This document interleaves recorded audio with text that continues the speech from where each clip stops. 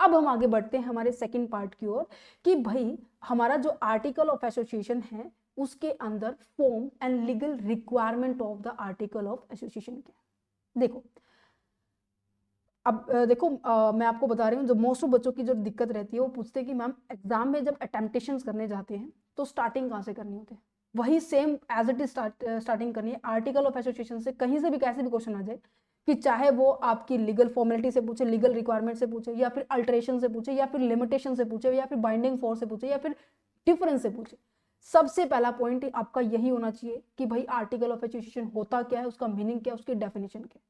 इसीलिए मैंने पीडीएफ इस तरीके से डिजाइन की है, ठीक है, आप इसको एक्सेस भी कर सकते हैं। समझ पा रहे हैं। देन उसके बाद मेन कंटेंट आएगा। इन केस जैसे कि आपका ये क्वेश्चन बन जाता है कि हाँ जी form and the legal requirement of the article of association क्या है, तो ये फिर आगे स्टार्ट कर देंगे। फॉर्म क्या है? रिटर्न डॉक्यूमेंट है। रिटर्न डॉक्यूमेंट दैट मीन्स हर चीज, देखो कंपनी के अंदर ना मोस्ट ऑफ 100 एंड मतलब 99% चीजें क्या होती है, रिटर्न में होती है। ऐसा क्यों? सिंपल सी बात है कि फ्यूचर के डिस्प्यूट्स ना हो, रेज ही ना हो, उस चीज से बचने के लिए कंपनी एक्ट 2013 के अंदर ये डिफाइन किया गया है, आप हर एक चीज क्या करने वाले हो, रिटर्न में लेकर आने वाले। अब देखो एमओए लिया है, एओए लिया है, ये रिटर्न में लिया है, चलो ठीक है बना दिया, पर इवन इनको सबमिट भी करवाना पड़ता है आरओसी के पास, रजिस्ट्रार ऑफ कंपनी के पास। क्यों भाई? क्योंकि कंपनी आरओसी पता है इनका मेन काम क्या होता है इस डिपार्टमेंट का, ये देखती है कि हाँ जी 1 साल के बाद वो फिर उनका वर्किंग चेक करेगी कि जैसा इसमें लिखा हुआ था कि कंपनी ये काम करेगी, ऐसे करेगी, इतने डायरेक्टर होंगे, इतना इसकी रिस्पॉन्सिबिलिटी, ऐसे ऐसे मतलब ईच एंड एवरीथिंग, वो उनको देखेगी कि हाँ जी ऐसे ही काम हो रहा है या नहीं हो रहा। अगर नहीं हो रहा है तो वही बात इंफॉर्मेशन फिर भेज देगी, एक लेटर भेज देगी, इंटीमेशन दे देगी कि हाँ जी आपकी कंपनी ये गड़बड़ कर रही है, प्लीज इसको करेक्ट कीजिए, अदरवाइज हम इसके ऊपर लीगल एक्शन लेंगे या फिर पेनल्टी चार्ज करेंगे, है ना। दैट्स रीजन कि यह सभी चीजें क्या होती है, रिटर्न डॉक्यूमेंट में होती है, ठीक है। इसको आरओसी के पास हमें फाइल करवाना पड़ता है। और हाँ देखो देखो देखो एक बात और, जब भी हम इनकॉर्पोरेशन की ओर जाते हैं ना, कंपनी जब आरओसी के पास जो जितनी भी चीजें सबमिट करवाने जाते हैं, तो इन सभी सर्टिफिकेट के ऊपर ना स्टार्टिंग में जो इनिशियल जो हमारे सब्सक्राइबर होते हैं या फिर मैं कहूँ कि जो डायरेक्टर्स होते हैं, ठीक है, जैसे मैंने कहा कि प्राइवेट कंपनी के अंदर 2 व्यक्ति होने चाहिए और पब्लिक के अंदर 7 पर्सन होने चाहिए। डायरेक्टर की बात की जाए तो 2 और 3 के बारे में होती है ना। तो यहाँ पर क्या है, इनके जो भी आपके इनिशियल जो सब्सक्राइबर है, जो मेंबर्स हैं, उन सबके उस पर्टिकुलर डॉक्यूमेंट के ऊपर ना साइन होने चाहिए कि हाँ जी हम एग्री हैं इस पर्टिकुलर कंपनी को रन अप करने के लिए, राइट। हम बहुत मतलब विलिंग भी है और मेरे ऊपर कोई प्रेशर नहीं है, या मैं मेरी जो सहमति है बिल्कुल फ्री ऑफ कंसेंट है, मुझे ऐसा बताया जाता है, इसके ऊपर हमारी साइन होती है, साइन बाय द सब्सक्राइबर। हर एक जो सब्सक्राइबर है, जैसे मेमोरेंडम में हो रहा था वैसे ही हमारा एओ के अंदर भी हमारे साइन होंगे। फिर यहाँ पर स्टैंप ड्यूटी हमें पेमेंट करनी पड़ेगी। जैसे कोई भी आप कोर्ट का काम कराते हैं, इवन बर्थ सर्टिफिकेट बनवाते हैं, या फिर आप ड्राइविंग लाइसेंस बनवाते हो, कोई भी आप सरकारी काम करवाते हो, तो आपको एक फीस देनी पड़ती है, तो वहां पर हमें भी क्या करनी पड़ेगी, स्टैंप ड्यूटी देनी पड़ेगी, ठीक है। जो भी अमाउंट जो कि आपके स्टेट गवर्नमेंट ने, सेंट्रल गवर्नमेंट ने स्टैंप ड्यूटी के अकॉर्डिंग जो भी अमाउंट रखी हुई है वो आपको क्या करनी पड़ेगी, पे करनी पड़ेगी, ठीक है। और last and important and very very repeated point हम कह सकते हैं कि आपकी जो भी कंपनी एक्ट में इंफॉर्मेशन लिखी हुई है, जो भी कंपनी एक्ट में आपके रूल रेगुलेशन लिखी हुई है, कॉम्प्लायंसेस करना पड़ेगा, दैट मीन्स उसका फॉलो अप करना पड़ेगा, जैसे कि हमारा एओए के अंदर था। तो देखो क्या लिखा, the content of the AOA must align with MOA. ये हमेशा एओए है ना, हमेशा एमओए के साथ साथ चलेगा, ठीक है। Not violate the company act, company act को वायलेट नहीं करेगा, तोड़ेगा नहीं, ब्रीच नहीं करेगा, ठीक है, ठीक है। अच्छा, mention the company name and type, कि हाँ जी आपकी कंपनी का नाम क्या है, किस टाइप की कंपनी है। फॉर एग्जाम्पल मेरी कंपनी प्राइवेट कंपनी है, या मेरी कंपनी पब्लिक कंपनी है, या मेरी कंपनी 1% कंपनी है, या मेरी कंपनी चैरिटेबल कंपनी, भाई मेरी कंपनी है कैसी। और इवन पब्लिक कंपनी के अंदर तो वही बात बायफर्गेशन होती है, क्योंकि हमने टाइप ऑफ कंपनी के अंदर बहुत अच्छे से डिस्कस किया था।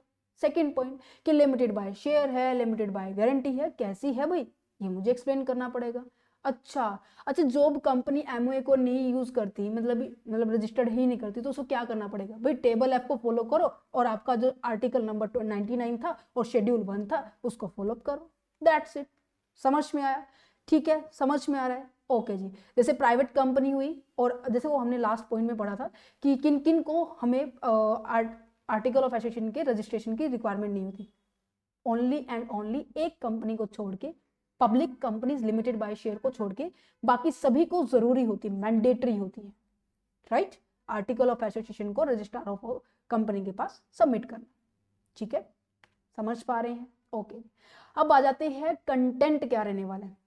जो सबसे बड़ा क्वेश्चन आपके दिमाग में चल रहा है कि मैम जैसे हमने मेमोरेंडम में तो हमने चलो डिस्कस कर लिया था, 6 ही पॉइंट थे, कौन कौन से थे, चलो देख लेते हैं उनको भी एक बारी नजर दौड़ा लेते हैं उनके ऊपर भी, कि सबसे पहले क्या था, मैं यहाँ नहीं यहाँ लेकर आती हूँ। सबसे पहले क्या था कि भाई कंटेंट क्या था उसका, मेमोरेंडम ऑफ एसोसिएशन का, मींस कि अंदर क्या क्या लिखा होता है मेमोरेंडम में, इंटरनल डिटेल क्या होती है मेमोरेंडम में, भाई मेरी कंपनी का क्या नाम होगा, क्या नहीं हो सकता, किसकी रूल रेगुलेशन मानना पड़ेगा, वो था। रजिस्ट्रार ऑफिस कहाँ है, मींस कि मेरी कंपनी की वर्किंग प्लेस कहाँ है, अगर मैं वर्किंग प्लेस को चेंज कर रही हूँ तो क्यों कर रही हूँ, वो रीजन बताना पड़ेगा कि अब क्या जो प्रोसेस है वो हमने वो डिस्कस की थी। देन मैंने मेरा देखा था कि मेरा ऑब्जेक्टिव क्या है, फिर मैंने देखा था कि मेरी लायबिलिटी क्या है, फिर मैंने देखा था कि मेरी कैपिटल कितनी होने वाली है पूरी ओवरऑल कंपनी के अंदर। फिर एक और पॉइंट आता है हमारे पास, एसोसिएशन क्लॉज आता है, जिसके अंदर हम क्या करते हैं, सभी मेंबर्स की कंसेंट लेते हैं, सभी मेंबर की सहमति लेते हैं। ठीक है, सो सेम इस तरीके से आर्टिकल में भी होता है भाई, कि इंटरनल में क्या लिखा होता है। अब मैंने स्टार्टिंग में ही बोला था भाई, आर्टिकल का काम क्या है, कि आर्टिकल का तो काम भाई ये है कि हाँ जी क्या करना है, ठीक है, किस कौन कौन सी एक्टिविटी परफॉर्म करनी है, किसके क्या रूल राइट्स हैं। देखो ये लाइन पढ़ो, तुम्हें और अच्छे से समझ में आएगा। MOA and AOA are like the rule of the game. कोई गेम है, दैट मीन्स कोई हमारा ऑब्जेक्टिव है, उसके रूल है, प्रिंसिपल डॉक्यूमेंट। एमओए क्या बताता है, tell you what the game is about. ठीक है, गेम में क्या कुछ है वो बता रहा है, और उस गेम को किस तरीके से खेलना है, कैसे उस ऑब्जेक्टिव को अचीव करना है, वो एओए बताता है। अब मैं इसको फटाफट रीड करके बताऊंगी क्योंकि ये चीजें मैं बहुत बार रिपीट कर चुकी हूँ। देखो सबसे पहले क्या है कि share capital and the variation of the right. आपकी कंपनी में शेयर कैपिटल कितनी होने वाली है, मीन्स की आपकी कंपनी के अंदर टोटल वैल्यू जो है कितनी होने वाली है। फॉर एग्जाम्पल मैंने कहा कि मेरी पूरी कंपनी को रनअप करने के लिए 5 करोड़ की जरूरत है, मैं धीरे धीरे धीरे धीरे करके उन चीज़ों को मंगवा रही हूँ। ठीक है, तो ये क्या हो रही है, मेरी शेयर कैपिटल हो रही है, राइट। जब मैं इसको क्या कर रही हूँ, टुकड़ों में मंगवा रही हूँ, जैसे कि मैंने कहा कि पहले मैंने 5 लाख मंगवा लिए, ये तो ₹5 है, और एक शेयर की वैल्यू कितनी है, मान लीजिए 10 है। ठीक है, तो मैं कितने नंबर ऑफ शेयर को इशू करूंगी, मैं 50,000 शेयर को इशू करूंगी। जैसे जैसे लोग इनको सब्सक्राइब करते रहेंगे, मीन्स की इनके ऊपर अपनी होल्डिंग करते रहेंगे, वैसे वैसे उनके उस पर्टिकुलर कंपनी के ऊपर राइट आता रहेगा। ठीक है, समझ में आ गया? ठीक है, अब देखो शेयर्स आपके 2 टाइप के होते हैं, इक्विटी होता है, प्रेफरेंस होता है। ये हमने कॉर्पोरेट अकाउंटिंग में बहुत बहुत इन डेप्थ में डिस्कस किया था, सबका लिंक डिस्क्रिप्शन में है। कॉर्पोरेट अकाउंटिंग की वैसे प्लेलिस्ट मिल जाएगी आपको, ठीक है, आपका सब्जेक्ट भी होगा तो आप उसको देख सकते हैं। नेक्स्ट जाता है transfer and the transmission of the share. Transfer का मतलब क्या होता है, अब हमने यहाँ पे क्या प्राइवेट एंड पब्लिक कंपनी के अंदर एक लॉजिक समझा था PRT का, क्या याद है सभी को? आई होप याद होना चाहिए, अगर नहीं है तो मैं रिकॉल करवा देती हूँ। P का मतलब क्या था कि जो प्राइवेट कंपनी है और एक पब्लिक कंपनी है, प्राइवेट कंपनी को बिल्कुल रिस्ट्रिक्शंस था, ठीक है, प्रोहिबिटेड थी कि वो अपना जो पैसा, जो भी कैपिटल रेज करनी होती है, वो पब्लिक से पैसा रेज नहीं कर सकती। जो पब्लिक कंपनी है वो इजीली रेज कर सकती है। आर का मतलब क्या था, रिस्ट्रिक्शंस, की मेंबर्स की रिस्ट्रिक्शंस होती है। प्राइवेट कंपनी क्या करेगी, अपने मेंबर्स को कम से कम 2, मैक्सिमम 2 से 200 कर सकते हैं, बट यहाँ पे 7 और अनलिमिटेड थी। ट्रांसफर का मतलब क्या है, देखो जो कंपनी पब्लिक से पैसा रेज करेगी, ठीक है, वो क्या करने वाली है, पब्लिक को शेयर भी तो इशू करेगी ना, करेगी। अच्छा, शेयर इशू करेगी तो उसके शेयर स्टॉक मार्केट में भी लिस्टेड होंगे, कहते बिल्कुल है, सेबी के अंदर। अच्छा, जब भी कोई कंपनी अपने आप को स्टॉक मार्केट में लिस्टेड करवा लेती है तो उसका मतलब क्या है कि वहां पर उस कंपनी के पर्टिकुलर कंपनी के शेयर की डीलिंग होगी। डीलिंग का मतलब क्या है कि कोई चाहेगा खरीद लेगा, कोई चाहेगा बेच देगा, जिसे बोला जाता है डीलिंग। और जब कोई पर्सन बेचता है और उसके बदले में कोई और खरीदता है तो उसे क्या कहते हैं, ट्रांजेक्शन होना, है ना, कि एक शेयर की डीलिंग और एक शेयर क्या हो रहा है, ट्रांसफर हो रहा है। तो यहाँ पे यही तो कह रहा है कि transfer and the transmission of the share. अरे भाई, जिसने शेयर को इशू किया है, जिसने पब्लिक से पैसा रेज किया है, वही उसी के तो शेयर्स क्या होने वाले हैं, ट्रांसमिशन होने वाले हैं। प्राइवेट कंपनी का तो कोई लॉजिक ही नहीं बनता क्योंकि उसने पैसा रेज ही नहीं किया पब्लिक से। तो यहाँ पर रिस्ट्रिक्शंस किसके ऊपर है, प्राइवेट कंपनी के ऊपर है। ट्रांसफर कौन कर सकती है, पब्लिक कंपनी कर सकती है। क्या समझ में आ रहा है, नहीं आ रहा? बिल्कुल आ रहा है। फिर भी कोई डाउट हो तो कमेंट सेक्शन सभी बच्चों के लिए।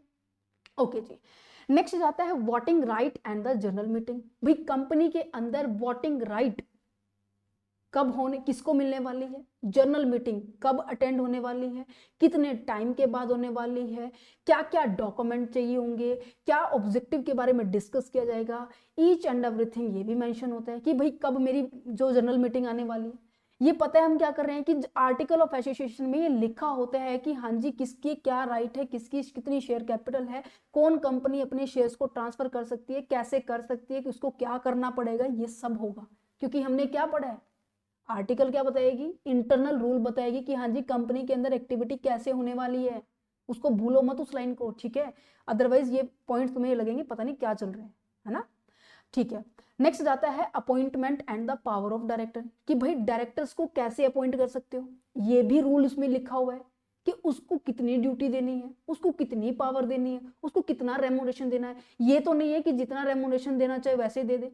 पब्लिक कंपनी में खासकर डिसाइड है कि कितना आप रेमुनरेशन दे रखे हैं, बट प्राइवेट में इतना कोई लॉजिक नहीं है, प्राइवेट में इतना कोई क्राइटेरिया नहीं है, ठीक है? तो यहाँ पे जो रूल है, बोर्ड स्ट्रक्चर है डिसीजन मेकिंग के रिगार्डिंग, या फिर मैं कहूँगी अपॉइंटमेंट या फिर पावर ड्यूटी के रिगार्डिंग, किसकी, डायरेक्टर की, वो सब क्लियरली मेंशन है, ठीक है? डायरेक्टर भी हमने कंप्लीट देख लिया। अब आ जाते हैं कि जो शेयर होल्डर बन रहे थे तुम्हारी कंपनी में, जिन्होंने आपका अपना पैसा, अपना खुद का पैसा किसी कंपनी में लगाया है, वो भी क्यों लगाया है, ये देख कर कि दूसरी कंपनी है, कोई XYZ कोई भी कंपनी है, उस कंपनी के जो रिटर्न की रेट है, मतलब क्या समझ रहे हो, जैसे मैं आपको कहूं कि आपका पैसा, ठीक है, आपका पैसा बैंक में आप डिपॉजिट करवाएं या फिर किसी और कंपनी में करवाएं, अगर बैंक आपको 5% दे रही है, कोई और कंपनी सेम पैसे के ऊपर आपको 8% दे रही है, तो आप पैसे कहाँ इन्वेस्ट करेंगे? सिंपल सी बात है, आप दूसरी कंपनी में इन्वेस्ट करेंगे, है ना? तो यहाँ पर जो रिटर्न होने वाला है उसे हम कहते हैं, शेयर के ऊपर जो रिटर्न होता है उसे डिविडेंड कहते हैं बच्चों। और जो डिबेंचर्स होते हैं, ऐसा ही है, पार्ट है बट आगे डिस्कस करेंगे, वो उसको उसके ऊपर क्या होता है, आपको इंटरेस्ट मिलता है, भाई वो कितना होने वाला है। अब मैंने कहा कि भाई मैंने क्या किया है, फॉर एग्जाम्पल मैंने 100 रुपये कमाए, उस 100 रुपये में से कितना पैसा मैं एज ए डिविडेंड दूं और कितना पैसा मैं एज ए रिटेन करके रखूं। मैम रिटेन का मतलब क्या होता है, रिटेन का मतलब होता है बचा के रखूं, मेरे गुल्लक में रखूं, ठीक है? क्यों रख रही हूं, क्योंकि मुझे इन फ्यूचर में भाई पैसे की जरूरत पड़ सकती है।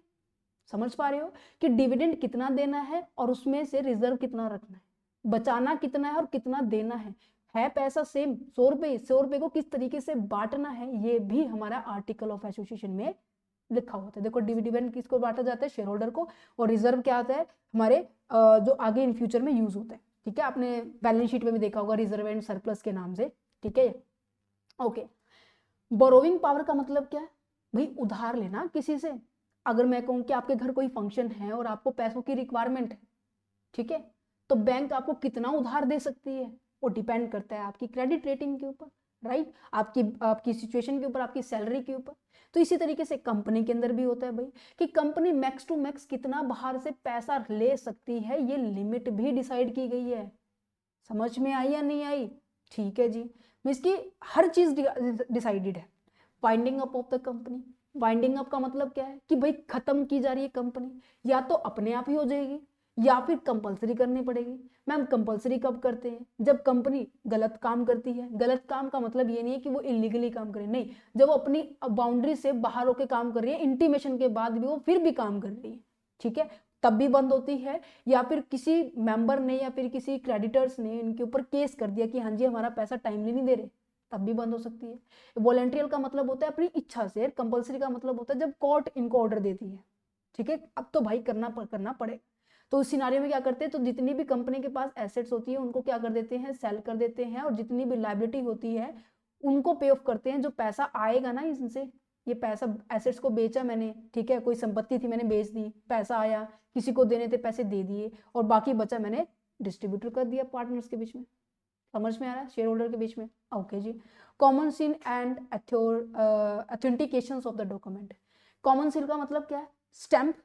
अब देखो मैं आपको कहूँ कि हाँ जी क्या आप एग्री हैं, इस यूनिवर्सिटी में एडमिशन लेने के लिए, नीचे एक डॉक्यूमेंट होता है, ऐसे टिकअप का साइन होता है, आप उसको टिक करते हो। कहने का मतलब क्या है कि आप इस जो भी इंफॉर्मेशन आपने ऊपर दी है उसके ऊपर आप एग्री हैं कि जो भी इंफॉर्मेशन है सारी ठीक है, अगर गलत हुई तो उसके लिए मैं रिस्पॉन्सिबल हूं, है ना। आप नीचे नेक्स्ट का ऑप्शन क्लिक करें। इसी तरीके से कंपनी के अंदर भी होता है बच्चों कि कंपनी जब भी कभी किसी एग्रीमेंट में जाती है तो उसे क्या करना पड़ता है, कॉमन सील का यूज करना पड़ता है, दैट मीन स्टैंप का यूज करना पड़ता है, एक सिग्नेचर करना पड़ती है। और वो सिग्नेचर को यूज करने की पावर भी किसको दी गई है, एक मेन अथॉरिटी को दी गई है कि भाई कंपनी की जो स्टैंप है ना आप यूज कर सकते हैं जहां भी कंपनी का एक एग्रीमेंट हो। समझ में आया। ये थे देखो मेन पॉइंट जो कि आपको पता होना चाहिए, जो कि शेयर होल्डर के रिगार्डिंग था, शेयर्स के ट्रांसफर, मीटिंग के रिगार्डिंग था, डायरेक्टर के रिगार्डिंग था, रिजर्व एंड सरप्लस कितना बांटा जाए कितना ना बांटा जाए, कितनी बोरिंग्स है। बट आपकी बुक के अंदर टेबल एफ, इवन मैं कहूँ कि आर्टिकल ऑफ एसोसिएशन में कंप्लीट ये इंफॉर्मेशन दी हुई है, आप इसको रीड आउट एक बार जरूर कर लेना। ओके, अच्छा जी। समरी अगर बात की जाए तो क्या है कि आर्टिकल ऑफ एसोसिएशन में क्या क्या चीजें हैं ये आप यहाँ से समझ पा रहे हैं। अब इसको रीड कर लेना क्योंकि यही चीजें बार बार आ रही है, वापस रिपीट हो रही है, रिवीजन अच्छी हो जाएगी। ओके, चले फिर बढ़े हम आगे अपने थर्ड पार्ट के ऊपर। इतना समझ में आ गया, चलो तो फिर